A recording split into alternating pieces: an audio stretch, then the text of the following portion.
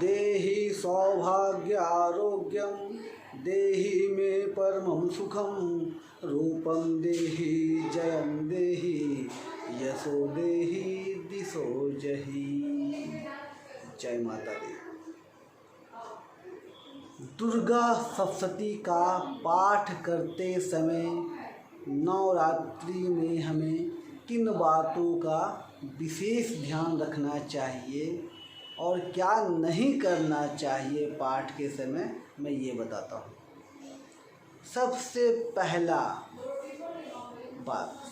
पहली बात कि हमें बिना आसन के पाठ नहीं करना चाहिए, हमें आसन पे बैठ के ही पाठ करना चाहिए। दूसरी बात, हस्तम पुस्तकम ना धारेत, हाथ में पुस्तक लेकर के पाठ नहीं करना चाहिए।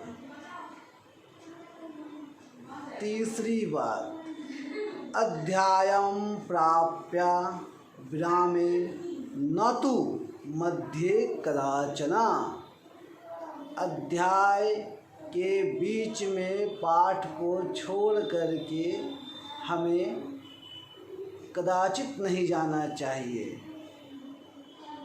और अगर किसी कारणवश हमें उठना पड़ जाए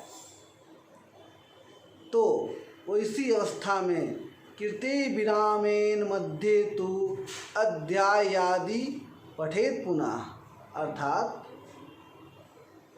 आप पाठ को जहाँ छोड़ करके उठे थे वहाँ से शुरू नहीं करना है, उस पाठ को पुनः शुरू से पढ़ करके, उस अध्याय को शुरू से पढ़ करके वहाँ खत्म करना है।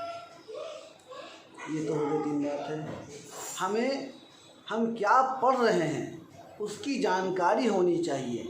जैसे किसी ने पूछ दिया कि दुर्गा सप्तशती में कितने श्लोक हैं, तो हमें इसका ज्ञान होना चाहिए। हमें बताना चाहिए कि दुर्गा सप्तशती में 700 श्लोक हैं, जिसमें कि 535 श्लोक हैं, 108 अर्ध श्लोक हैं और 57 उवाच हैं।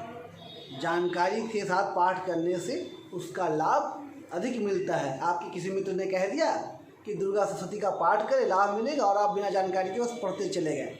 नहीं मित्रों, ऐसे तो लाभ नहीं मिलेगा। दुर्गा सप्तशती की जानकारी होनी चाहिए कि इस पाठ में है क्या, ये किस संदर्भ में है। चलिए ठीक है, आगे अस्पष्टाक्षरम, एकदम स्पष्ट पढ़ना है। जैसे ओम जयंती मंगला काली भद्रकाली कपालिनी, ऐसे नहीं पढ़ना है।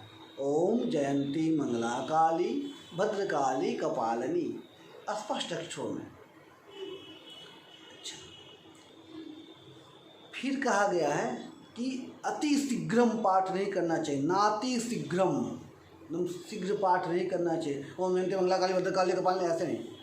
ओम जयंती मंगला काली भद्रकाली कपालिनी।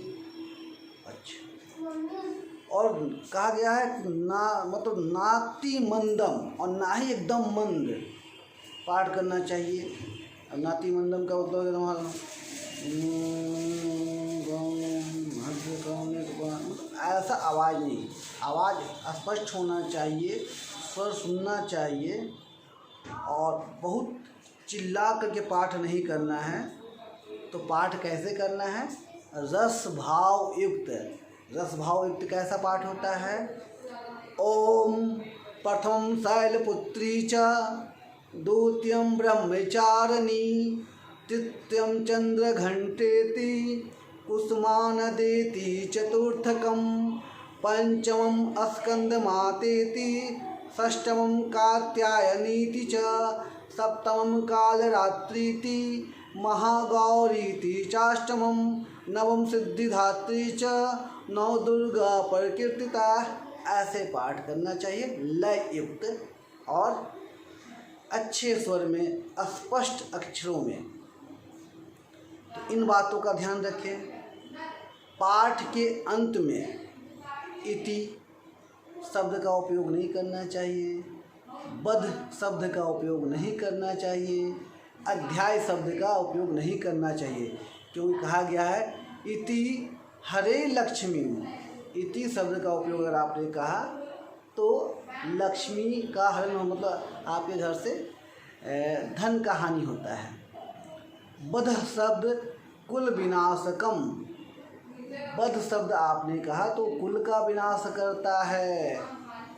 और अध्याय शब्द जो है प्राण हरणम, तो आपको समाप्ति, अध्याया, बधा, इति इन शब्दों का उपयोग नहीं करना है। तो करना क्या है, आप बुक में जाइए, मार्कंडेय पुराणे या जय मार्कंडेय पुराणे सावर्णी के मन्वंतरे, सावर्णी के मन्वंतरे देवी महात्म्य प्रथमः ओम तत्सत्, ये बोलना है। और अगर आप अपने किसी काम के लिए कर रहे हैं तो क्या बोलना है, सत्यम संतु मम कामा श्री जगदम्बा अर्पणम अस्तु। समझ में आ गई बात कि अंत में क्या बोलना है। इन बातों का ध्यान रख करके आप दुर्गा सप्तशती के पाठ का उचित लाभ ले सकते हैं। जय माता दी। अगले वीडियो में मैं आपको कुछ और दुर्गा सप्तशती से या नवरात्रा से संबंधित बातें बताऊंगा। जय माता दी।